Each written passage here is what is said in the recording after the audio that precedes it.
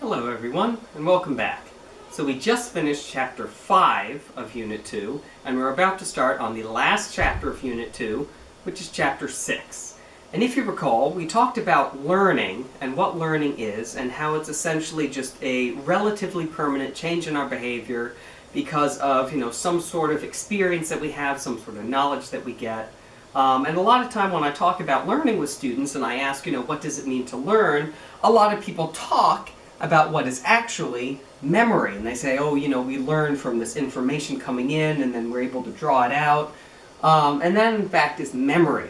So it's kind of convenient that right after talking about learning, we're going to go into talking about memory. And for today, for the first module of 6.1, we're going to be talking about remembering. Because a huge part of memory is being able to remember something. But what exactly is going on? How do we remember things? And so the very first thing when we talk about memory is we have to know about essentially how we process information. So what's going on when information comes in, how do we remember it? And there's three main steps. So the very first thing is encoding. And this is when the information's coming in and we're putting it into some sort of a way that our brain understands. Again, this goes way back to when we were talking about sensation and perception. It's all of this information from the outside world, just like learning. We have these experiences, this information comes in and it's being encoded. Once it's been encoded and it's that useful bit of information, it then gets stored somewhere in our minds, in our brains. And so a lot of times when we talk about the process of memory and how it gets processed, we think of a library. And so the encoding information is just all of the different books, and they're written in, whichever language of, the country that you're in. And so, for the sake of this example, it would be all these books written in English in a way that we understand. It's all this information about all sorts of different subjects, and now it's been written and put into these books. It's been encoded. But now we need to store them. And so the way that it's stored a lot of times in libraries is that Dewey Decimal System. And so you have like the last name of the author, it's in alphabetical order, sometimes it goes by different numbers, it's being stored in some way. And this is so, and this is a lot of times what people forget, that last method in processing, that last stage in a sense, is retrieval, being able to bring that information back out. Because if you can't retrieve information that you've stored in your brain, you might as well, not have remembered it in the first place. Like, it might as well have not gotten in, because it's useless to you if you can't retrieve it. Again, going back to the analogy with a library, whenever you go to a library and you're looking for a certain book, a lot of times you just need to quickly type it up, you quickly search for it, it says, oh, okay, so you go to the fiction section, under author, C, and it should be right there. And so you get your information, you quickly go back, and you can very easily retrieve that book, retrieve that information. Now let's say that you went to a library and there was no order. There was no storage. Half the books were in a different language, or, they had no language whatsoever, or, various pages had been ripped out. If you went to that kind of a library and you were trying to find a cooking book, it'd be nearly impossible. There'd be no way of retrieving it. And so you're not going to know, that recipe for that wonderful macaroni and cheese. And so it serves no purpose. And so this is why all three of these steps are so important. And again, remember, this is the processing system, so the basic process of memory. It has to be encoded, so in a way that we understand. It has to be stored, and then it has to be retrieved. So if you remember those three steps, you're good for the processes of memory. This should not be confused with the stages of memory. And I can tell you right now that there's going to be questions on your exam where it's going to say, what are the three processes of memory, or what are the three stages of memory. The processes of memory is just saying, how does memory work? What's the process that we go through in order to get information in and then ultimately get the information out. The stages of memory, on the other hand, are talking about essentially the different types of memory and how you go from essentially what's known as a sensory memory all the way to the pretty much indefinite long-term memory. And when we talk about the stages of memory, again, it starts back with sensation and perception, that information from the outside world coming in. And so when it comes in, that's that sensory input. And once it makes it in, we have what we call sensory memory. Sensory memory only lasts a couple seconds. It's very, very quickly. Or very, very quick, I should say. And if you don't believe me, try, before I've said this, try to say exactly what I just said.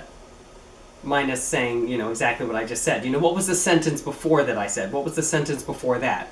Chances are, for most of you, you can't say word for word what I just said. Like you were able to, get that information, you could process what I was saying, but you can't immediately repeat back exactly what it is, one sentence ago. Because those memories are so quick. Like they're quick enough for us to receive them, but then they fade. And so that's sensory information, and we get tons of it. I mean, again, you can see millions of things. Like right now I'm in my apartment, and I can see my desk, I can see my table, I can see that I need to clean. But all of that information's coming in, but now I can say, okay, I knew that there was stuff on my table, but without actively looking at it, I can't say every single little thing that was on it, even though I had just looked at it. Because that information quickly registered, there's stuff on my table, but the moment I look away, that memory's faded. So that's sensory information. What I pay attention to, though, and we're about to go into this in a little bit more detail, but what I pay attention to then makes it into short-term memory. So again, let's say that, I just heard my cat make a noise, so now I'm going to pay attention to what my cat's doing. Okay, it's just sniffing a suitcase. But now that I'm paying attention to that, I can actively say, okay, I was just looking at my cat, and my cat was sniffing a suitcase. I remember that because I was paying attention to that specific sensory information. I was specifically, yes, Jake, looking at my cat, seeing what was happening, that information was coming in, but because I was specifically paying attention to it, I can remember it for longer. And with short-term memory, again, it's about 30 seconds unless I'm actively thinking about it, actively rehearsing it. And again, we're going to get into more detail a little bit more very shortly. But then, with short-term memory, what then my brain decides to store, when it decides, okay, this is really, really crucial information, it's something I need to hold on to, what I consolidate, then makes it into then the long-term memory. And this is information that essentially can last forever. Speaking of my cat, Jake.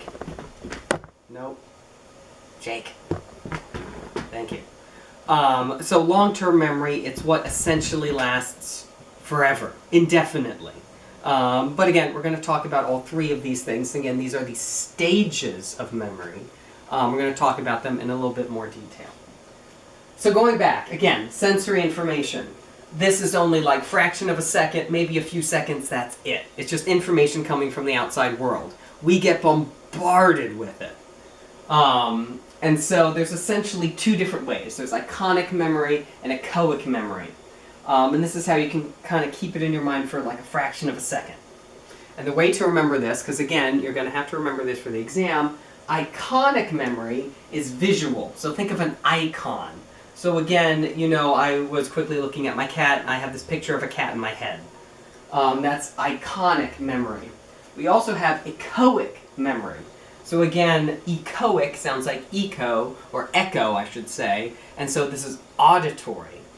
And this is like, let's say that you have an assignment where you have to read a book. And so you're sitting there, you have your textbook open, and you're reading through the paragraphs, and for, 2 or 3 seconds after, like as you're reading through it, you can almost hear it being said. Jake.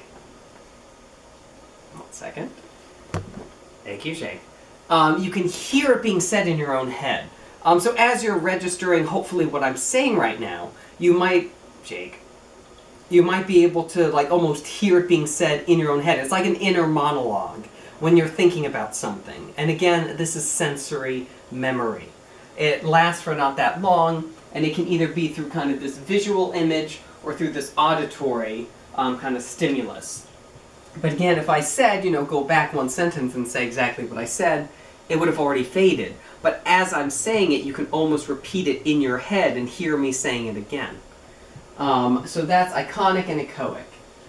There's also something known as eidetic memory, also known as photographic memory. And this is very, very rare. And this is individuals that can remember everything with specific detail. And unlike, the sensory memory, it doesn't fade. They can remember it almost as if they took a picture at every single little thing. Like they could look at my table, even though they wouldn't want to, they could look at my table for a split second and they could say every single individual object that was on there with exact detail. That is eidetic memory, and it's very, very rare. For the most part, we have our sensory memory. It only lasts for like fractions of a second or maybe 2 or 3 seconds. And it breaks down into, for the most part, iconic memory or echoic memory. Then we get into our short-term memory. Again, this is a little bit better memory. We can remember it for maybe about 30 seconds. And it's what we're paying attention to. So again, we have all this information from all of our senses coming in. What we choose to pay attention to then goes to the short-term memory.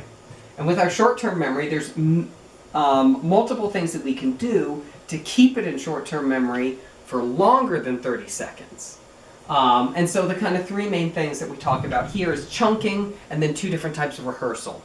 So with chunking, it's essentially breaking down information into meaningful chunks or bits. And so, for example, a phone number is an example of chunking. When it comes to short-term memory, by the way, we tend to be able to remember about it's 7 plus or minus 2 things. And what I mean by that is essentially when you're trying to remember numbers, you can remember on average about 7 numbers. Some people can go up to about 9. Some people, as little as 6 or 5. But it's 7 plus or minus 2. We call that like the magic number for short-term memory. But in order to remember more things, we can do chunking. Like again, a phone number. A phone number is actually 10 numbers long. But most people can remember a number because instead of just trying to memorize 10 numbers in a row, we've chunked it into there's 3 numbers, then 3 numbers, and then 4 numbers. And so most people can remember like an area code. For instance, where I happen to live, the area code is either, there's a 610, there's 443, there's 410, anything like that. I'm trying to think of other ones that I know, but those are the main ones. Yes, Jake. I know that there's other ones. And so, you kind of know that automatically. You don't really need to actively think about that one. It's been chunked. You already know those 3 numbers. Then you get, in your nearby area, and this is where I won't be going into exact detail, but again, those next 3 numbers, there's some really, really commonly used ones. And then, essentially, all you need to remember is those last 4 numbers. And there's an activity that can help with chunking. I might make a video about it. But essentially what chunking is it takes essentially random numbers and stuff and puts it into meaningful chunks. And I know I keep using numbers as an example, but it can be used for anything. And you put it into meaningful bits, and therefore you're able to remember more. So that's chunking. Again, if you remember chunking, remember things into bits, you'll be good. And then we have rehearsal. There's 2 different ways for rehearsal.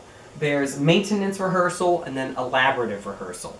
Maintenance rehearsal is when you're just maintaining that memory, maintaining that thought through rehearsing it over and over and over and over and over again.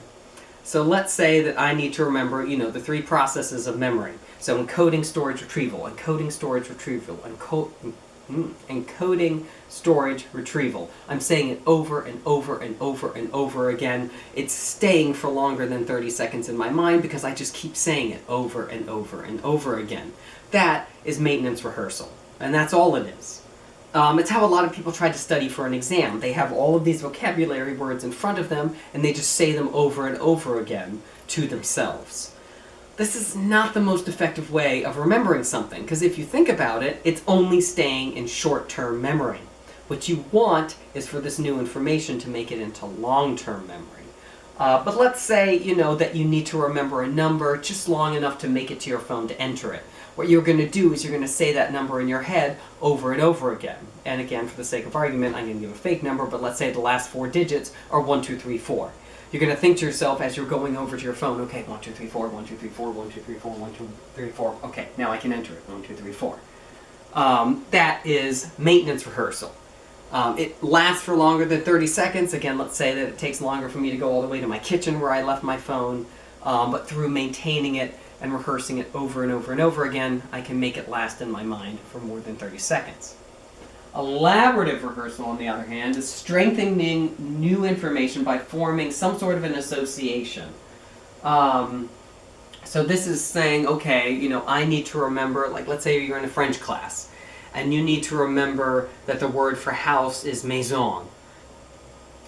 Sorry about the awkward jump. So elaborative rehearsal, an example that I always give is, let's say that you're trying to remember that the French word for house is maison. So you're in a French class, you're trying to learn a new language, and you just keep forgetting, okay, maison is the French word for house.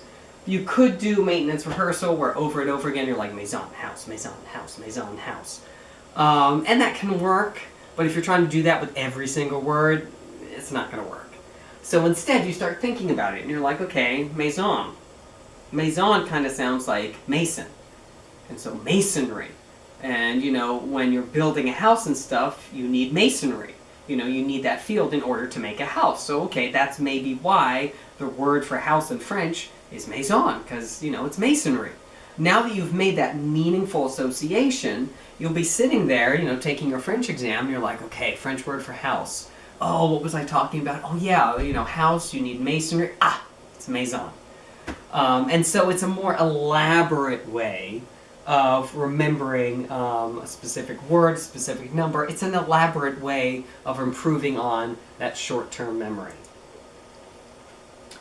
So now long-term memory. Essentially, the things you need to know about long-term memory, well, the first thing, which isn't on here, but how we go from short-term memory to long-term memory is what we call consolidation. And consolidation hopefully sounds familiar to you because we talked about it when we were talking about dreaming and sleep, and when we were talking about some of the uses for sleep. Because one of the theories out there is that when we're sleeping is when our brain is consolidating memories. And so our brain is going through all of the information, from the previous few days, and it's deciding, okay, what's important, what isn't. And that important information then gets consolidated. And so it's kind of breaking it down. You have all this information from all day long, and now it's picking out, okay, this was the important stuff that we need to remember. Let's move this to long-term memory. So remembering that, going from short-term memory to long-term memory, is consolidation. But when it comes to long-term memory, its capacity is virtually unlimited. What that means is there's never been an instance where someone's sitting there in a class, they're learning new things, and they go, oh, teacher, I'm full. Can't learn anything else. There's just not enough space anymore. And a lot of times we think it's that whole thing of, new information comes out, or comes in, old information goes out. No, that doesn't actually happen. There has never been an instance where someone just can't learn more things. Like, it seems like our capacity for knowledge is endless. It's unlimited. We never stop learning. So it's virtually unlimited, and then the duration, it can be a few minutes to a lifetime. So again, what that means is you can have a memory from way back in childhood, and that memory can follow you for the rest of your life up until your final days, and that memory is still there. So long-term memory is really, really special. Once it's been consolidated, once it's there in long-term memory, essentially it can last forever. But of course we all know that sometimes we do forget things, and we're going to talk about that in the next module. But also when we talk about long-term memories, we can break it down into two different types. We have declarative memories, which we're going to talk about in a bit more detail in the next slide. And then we have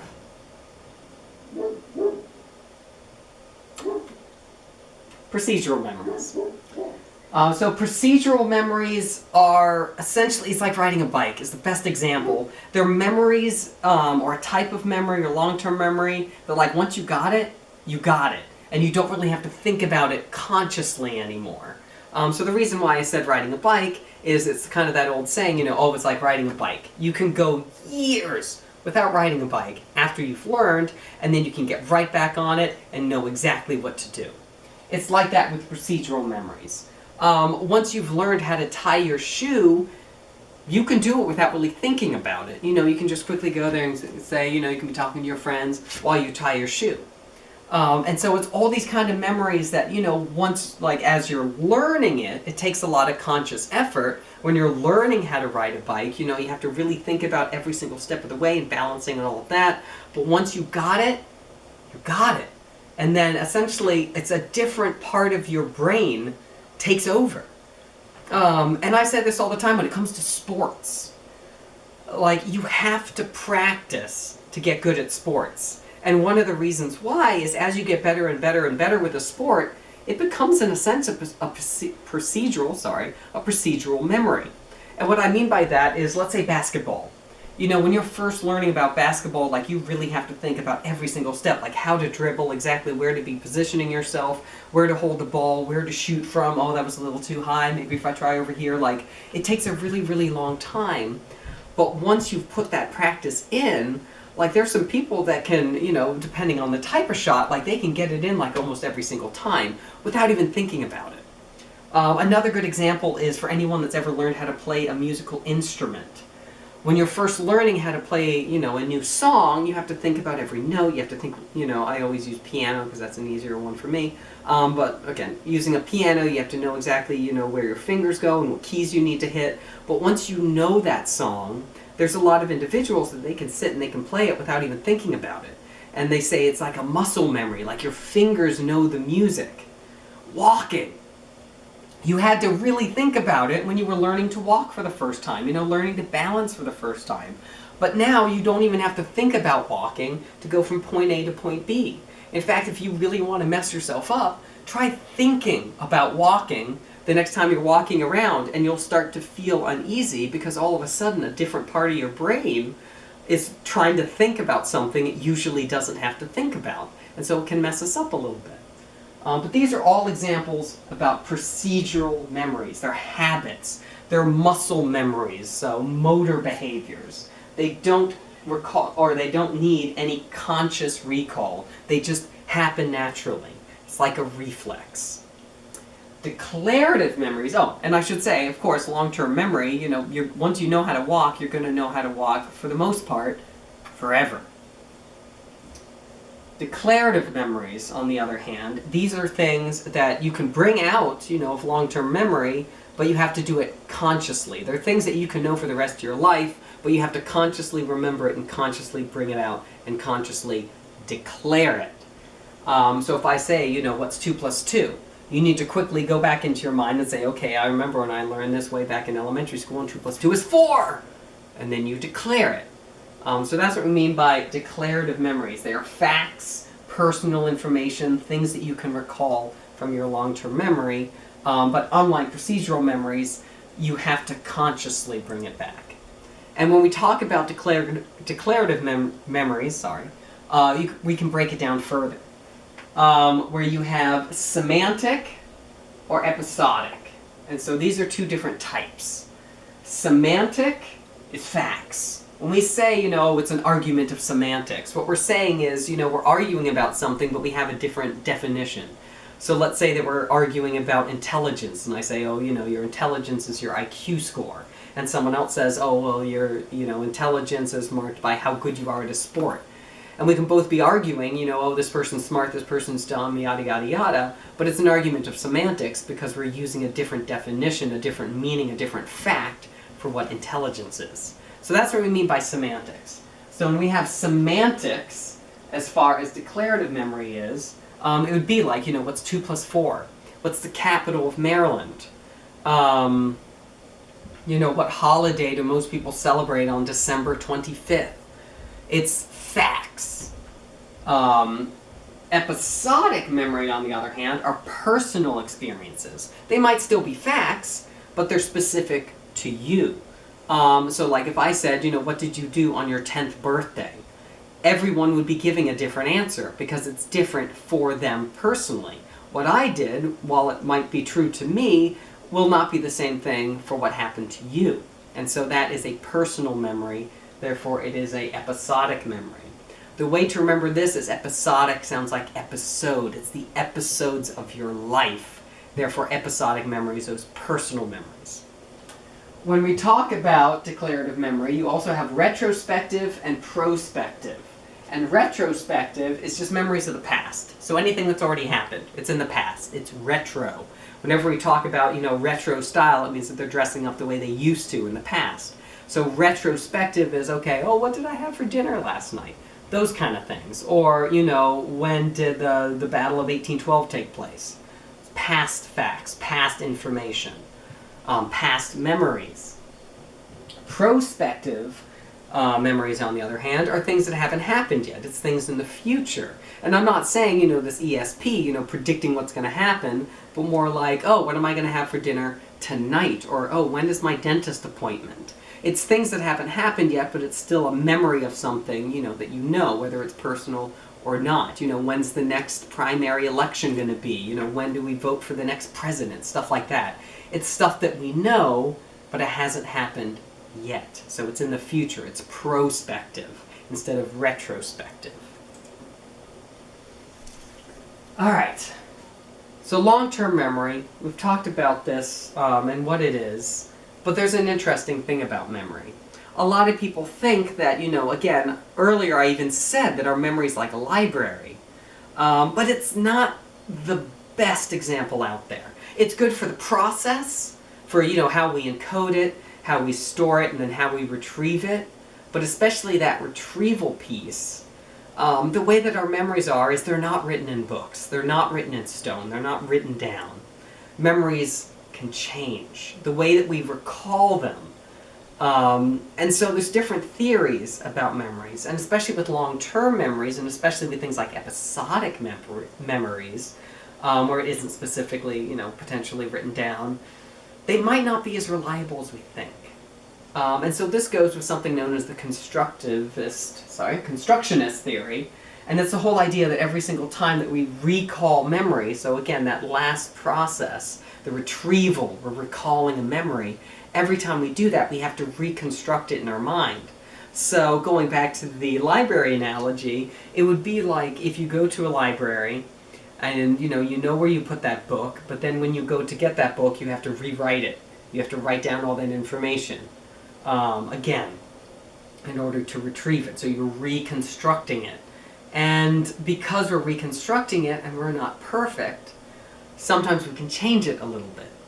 And so there's a really fun video with some activities that we're going to be doing in class, which I might include on the account, or on the class account. But essentially, every time we're recalling something, we might change the details just a little bit. And it might still be true, but it's been changed just a little bit. And the idea is every single time you recall this memory, you're changing it just a little bit. And so the more times you recall it, potentially the less and less true it becomes. And something that we can still say, I know for a fact I was there, I can remember it, it feels like this is exactly how it happened, it might not have happened exactly the way that you think. And this is why sometimes we can get into arguments with people about something. It's happened to me all the time with my parents, where we're talking about something that happened a couple weeks ago, and I'm like, this is how it happened. And I was doing everything that I was supposed to do. I remember I cleaned the dishes, and, then I got yelled at, And then, let's say my parents are then like, no, I remember also, you're lying right now. You did not do the dishes that day, and that's why you got in trouble. And I'm like, no, I remember I clearly did the dishes. And from both of our point of views, we're both the correct ones. We can remember clearly either, that I did the dishes or didn't do the dishes. But the way that we kept reconstructing it has changed it. So much so that if there's no way that it was written down or recorded, it's never really known for sure who was truly right and who was truly wrong. But it's not that one person's lying. It's that the way that we've recalled it, the way that we've reconstructed that memory has changed over time, so much so that maybe both of us are wrong. But that's the constructionist theory to memory, that it's malleable, it's not like a book. And so because of that, it can change. And this brings about a really serious question when it comes to eyewitness testimonies. And this was done by, I believe her name is up here, yes, Elizabeth Loftus, who has dedicated her life to, looking at eyewitness testimonies and just how reliable they are. Because as we've just said with the constructionist theory, the more times you recall something, it can change.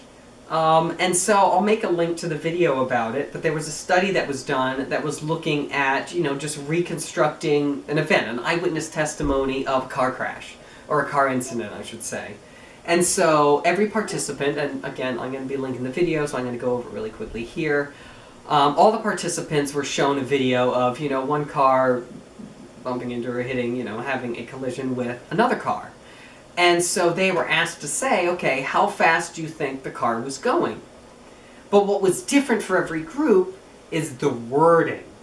And so, in one group they said, how fast, like every group was shown the same video. But one group was asked, I should say, how fast was the car going when it bumped into the other car. Another group was asked, how fast was the car going when it hit the other car.